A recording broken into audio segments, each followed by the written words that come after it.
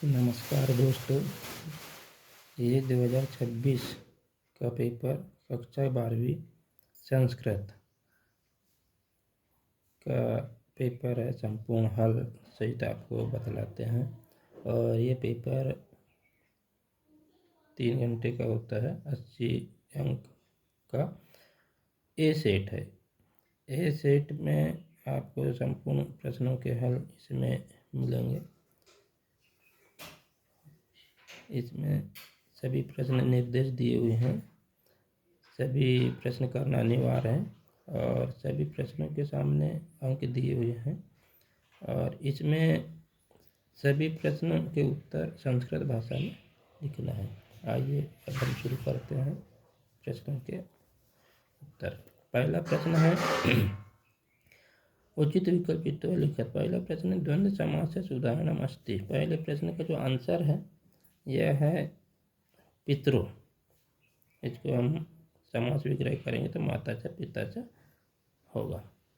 इसी प्रकार दूसरा प्रश्न है सभायाम पंडित पदीय सामासिक पदम अस्ति। यानी सभायाम पंडित में कौन सा सामासिक पद होगा। तो इसका तीसरा ऑप्शन सही है, सभा पंडित।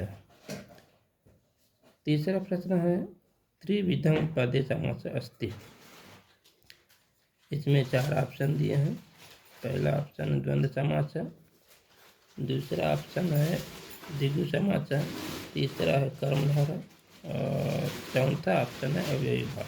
तो इसमें तीसरा ऑप्शन सही होगा।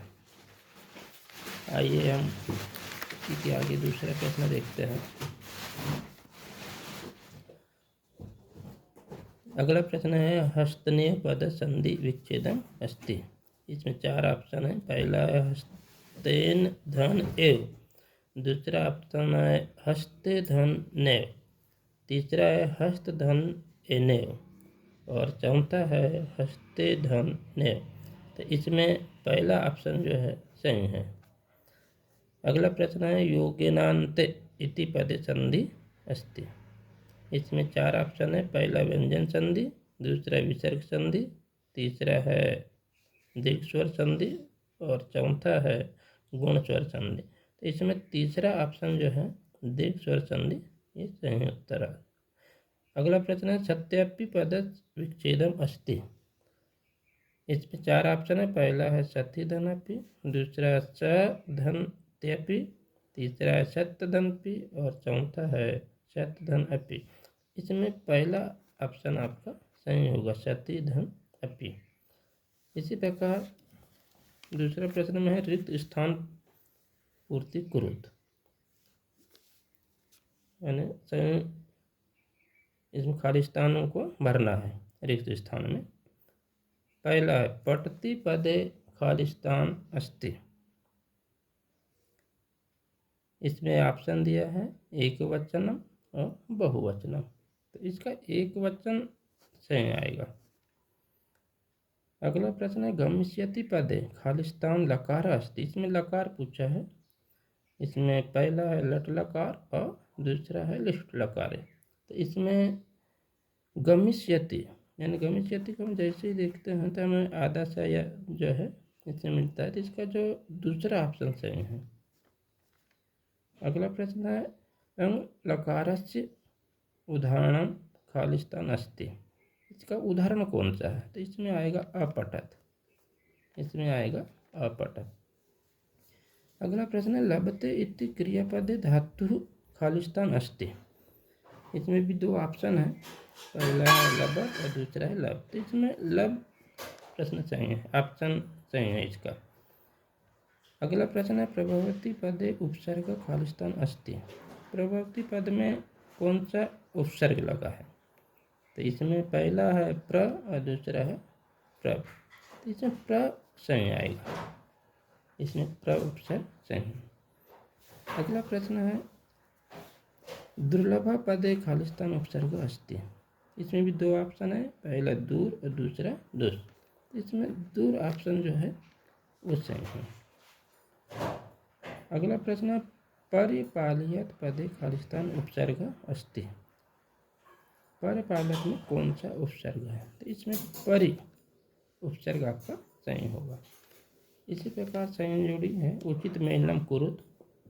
चलिए देखिए, उचित मेलनम कुरुत में कृत्वा पहला है कृत्वा, इसमें सही ऑप्शन है, इसकी संयुक्त जोड़ी जो बनेगी वो है कृत्वा। और दूसरा है गतः। गतः में कौन सा प्रत्यय लगा ये है, इसमें कित प्रत्यय है। तीसरा है अजा, और अजा में कौन सा प्रत्यय, तो ता प्रत्यय।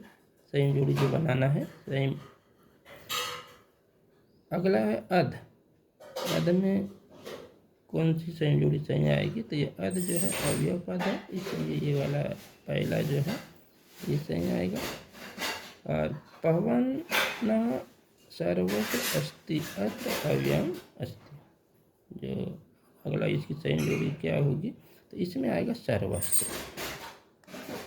लास्ट का जो है सा माता युरक्षति असीमन वाक्य अव्ययम अस्ति, जो इसका सही जो है इसमें पूछा है कि सा माता रक्षति, इसमें कौन से सही है, तो अव्यय पूछा यू, इसका जो ऑप्शन है यू सही है।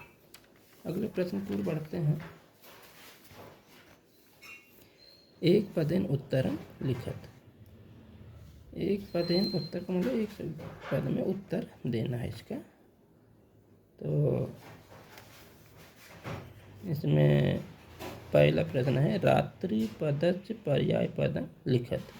रात्रि पद में पर्याय पद क्या है, पर्यायवाची शब्द पूछा, तो इसका बहुत से पर्याय पद भी बनते हैं। एक पूछा है उसमें सर्वरी भी लिख सकते हैं, निश्चय भी लिख सकते हैं, रजनी भी लिख सकते हैं, विभावरी भी, और भी ऑप्शन आते हैं।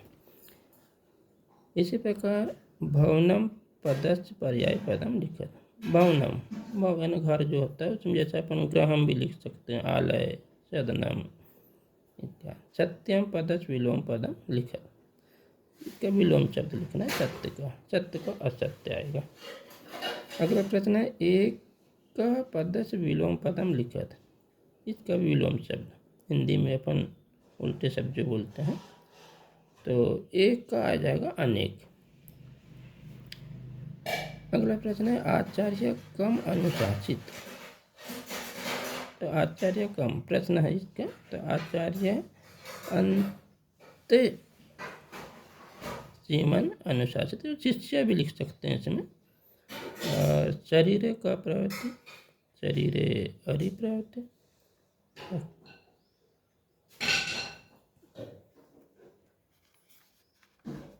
का गुणम वेत्ति। अगला प्रश्न जो है का गुणम वेत्ति, तो गुणे गुणम वेत्ति, ये भी इसमें आएगा। चलिए अगला प्रश्न है इसमें प्रश्न नंबर 5 की ओर बढ़ते हैं हम। शुद्ध वाक्यानाम समक्षम आम, अशुद्ध वाक्यानाम समक्षम न इति लिखते, यानी सही गलत। संस्कृत में हम उसको आम और ना कहते हैं। प्रतियोगे द्वितीय विभक्ति भवति, यानी इसमें पूछा है कि प्रति के योग में द्वितीय विभक्ति होती है। ये हम जब विभक्ति पढ़ते हैं उपपद विभक्ति की ओर हम जब बढ़ते हैं तो उसमें ये दिया है, तो प्रति के योग गे द्वितीय विभक्ति भवति, ये आम सही है। इसी प्रकार दूसरा प्रश्न है आपादान कारक के पंचमी विभक्ति भवति। आपादान कारक में पंचमी विभक्ति होती है, तो इसमें भी पंचमी विभक्ति होती है, ये भी सही है। अगला है राजेंद्र दिलीप दिलीप विशेषणम अस्ति, ये गलत है, यानी ना। कठोरे भाषण इत्यस्य भाषण विशेषण, विशेषण पूछा है इसमें, तो ये सही है। अल्पज्ञ पुरुष इत्यस्य अल्पज्ञ विशेषणम अस्ति, ये सही है। और गंभीर ज्ञानोदि इत्यस्य ज्ञानोदधि विशेषणम अस्ति, यानी इसमें विशेष्यम पूछा है, ये सही है। चलिए आगे बढ़ते हैं। प्रश्न नंबर 6 काव्यम न प्रमादिता, इसमें अथवा में पूछता है, तो अथवा में कोई दोनों में से एक करना होता है। तो पहला प्रश्न है काव्यम न प्रमादित्वयम् स्वाध्यायं प्रवचनाभ्याम न प्रमादित्वम्। अगला प्रश्न है रामस अभिषेक कथम निवृत्ति। रामस अभिषेक केकय्य वचनात् निवृत्ति। प्रश्न नंबर 7 है, इसमें से भी दोनों में से कोई एक करना है। रविरसम कीमत आदते रविरसम सहस्त्र गुणाम अनुष्टुम आदते। शिवगण कीदृश आचन अथवा वाला प्रश्न है शिवगण स्वामी भक्त आचन। विश्वास पात्र यानी ये भी बोल सकते हैं। केन कुलम विभाति विद्यायुक्त पुत्र कुलम विभाति। अगला प्रश्न का 8 नंबर प्रश्न का अथवा है हल्दी घाटी किस स्थली। तो इसका जो प्रश्न का आंसर है हल्दी घाटी चेतक एवं स्थली, यानी इसमें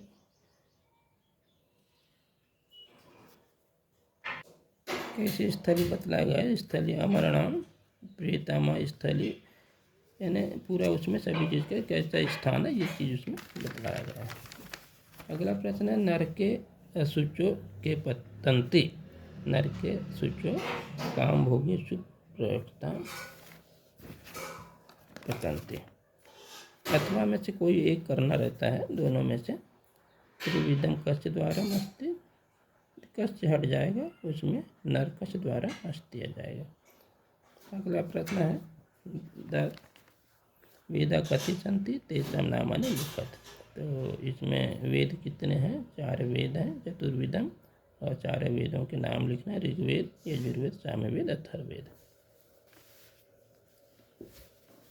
इसी प्रकार वेदांगानि कति सन्ति, वेदांगों के नाम लिखना था।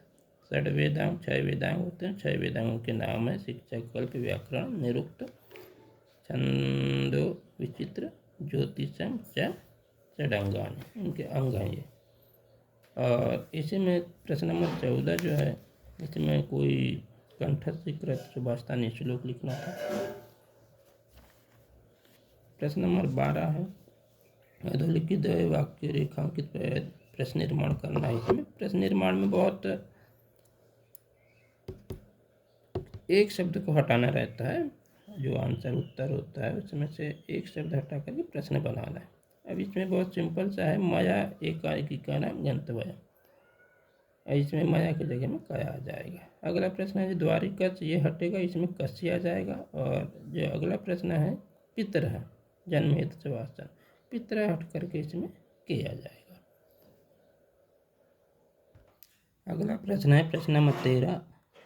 प्रश्न नंबर 13 में अधोलिखित वाक्य से द्वय वाक्यों का कम प्रतिकथ्यते इति लिखत। इसमें का कम किसके प्रति किसने क्या कहा इसके बारे में बतलाना है। पहला प्रश्न है ना शक्नोमि रोचम धारितम, इसमें लक्ष्मण ने राम से कहा।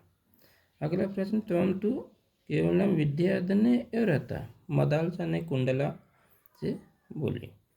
और तीसरा प्रश्न है रोदित्वे काले सौमित्रणाम धनुर्ग्रहीतम, ये सीता ने राम से कहा।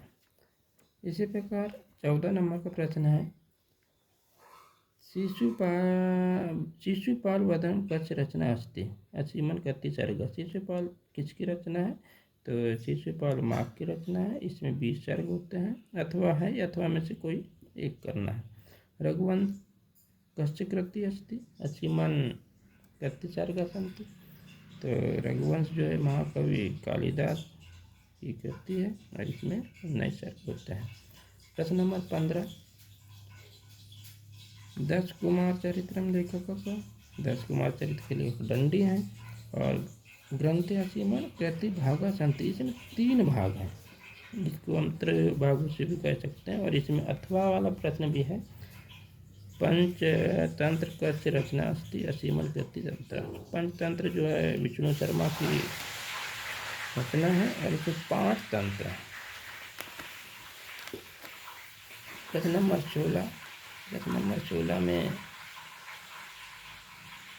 अधोलिखित गद्यांश पठित प्रश्न उत्तराणी संस्कृत भाषा लिखित है, अपठित गद्यांश हैं। और इसमें यहीं से प्रश्नों को पढ़ करके इनके आंसर लिखेंगे, ये आपको यहाँ दिखलाया जा रहा है, इसमें से बना दिया गया है। इसी प्रकार प्रश्न नंबर 17 में भी वही है, अथवा में से कोई एक करना रहता है।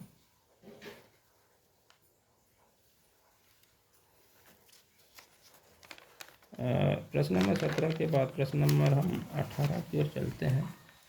प्रश्न नंबर 18 में भी नाटक दिया है। नाटकों में से कोई एक करना रहता है अथवा में। इसी में आपको दोनों नाटक में से कोई एक नाटक को हल करना है। इसमें प्रश्न आपको आंसर दिखला दिया गया है। प्रश्न नंबर 19 की ओर हम बढ़ते हैं। केचन त्रीणि रिक्त स्थान पूरे, कोई 3 के रिक्त स्थान पूर्ति करना है। और इसमें पहला है ऐसा खालिस्तान वेद उपनिषद, दूसरा है यथते तंत्र तथा तत्र वर्तेय, और तीसरा एकेन अपि विद्यायुक्त साधुना। चौथा में खालिस्तान पुराणानि, पता है अष्टादश पुराणानि, और अंतिम वाला जो प्रश्न है विद्या विनय नदाते। प्रश्न नंबर 20 में कोई एक प्रश्न हल करना है। आवेदन पत्र जिसको बोला जाता है, प्रार्थना पत्र। तो इसमें स प्राचार्य कहते अवकाशम संस्कृत भाषा एकम प्रार्थना पत्र लिखते हैं। संस्कृत भाषा में एक अपने प्राचार्य को प्रार्थना पत्र लिखना है। अथवा दिया है इसमें स्वमित्रम प्रति एक पत्रम संस्कृत भाषा में लिखें, यानी अपने मित्र को संस्कृत भाषा में पत्र लिखना है। तो दोनों में से कोई एक करना है। खालिस्तान में भी आप लोगों को प्रश्न नंबर 21 में दिया है कि प्रदत्त शब्द अनुच्छेदम कुरु, यानी एक अनुच्छेद को खालिस्तान भरना है इसमें। और इसमें खालिस्तान में नंबर डाल दिया हूँ। 8 खालिस्तान रहते हैं। 8 खालिस्तान में आप लोगों को दिखला रहा हूँ मैं। इसमें सभी में अलग अलग नंबर डाल दिए गए, उनको खालिस्तान की पूर्ति करना। इसमें भी अथवा रहता है, अथवा में कोई एक प्रश्न हल करना रहता है। प्रश्न नंबर 22 को चलते हैं। प्रश्न नंबर 22 में अधोलिखितेषु एकच कवि परिचय शत शब्देषु संस्कृत भाषा लिखे, यानी 4 शब्दों में आपको संस्कृत भाषा में निबंध लिखना है। इसमें कवियों के नाम दिया है, कोई भी एक कवि का निबंध लिखना है आपको। प्रश्न नंबर 23 जो है अधोलिखित पठित गद्यांश पठित प्रश्न नाम उत्तराणी संस्कृत भाषा लिखत केचन चतवार, यानी कोई 4 करना है इसमें। तो गद्यांश को बड़ी भली बात इसका अध्ययन करें, पढ़ें, 2 बार 3 बार पढ़ें, और इसी के प्रश्न के जो आंसर हैं इसी में छुपे रहते हैं। जब हम 3 बार 4 बार अध्ययन करेंगे तो अपने आप उनके आंसर निकल के सामने आ जाते हैं। तो इसमें पहला प्रश्न का आंसर जो है प्रमाणिदीन कह भवति, न्याय आ जाएगा। दूसरा है किम बिना न कोअपि न्याय कर्तुम क्षमा, प्रमाण आ जाएगा। और अगला है कस्य अभावे न्यायाधीश निर्गुणम विधातु न समर्थः भवन्ति, प्रमाणस्य। और अगला है सव न्यायाधीशम किम निवेदितवान सर्व स प्रमाणम। अगला प्रश्न है क सम्मान मुक्तवान, किसको सम्मान के साथ मुक्त किया गया, न छोड़ा गया। तो हम जना कस्य कारादंडम ददात आरक्षण, यानी आरक्षी को कारादंड यानी जेल में बंद कर दिया गया। ये आपका प्रश्न था। 4 सेट थे, चारों सेट में अलग अलग प्रश्न रहते हैं, लेकिन आंसर सब, यानी प्रश्न को इधर उधर कर देता है, आंसर सब एक ही रहते हैं। अगले वाले पेपर में आपको बतलाया जाएगा दूसरा वाला सेट का आंसर। धन्यवाद।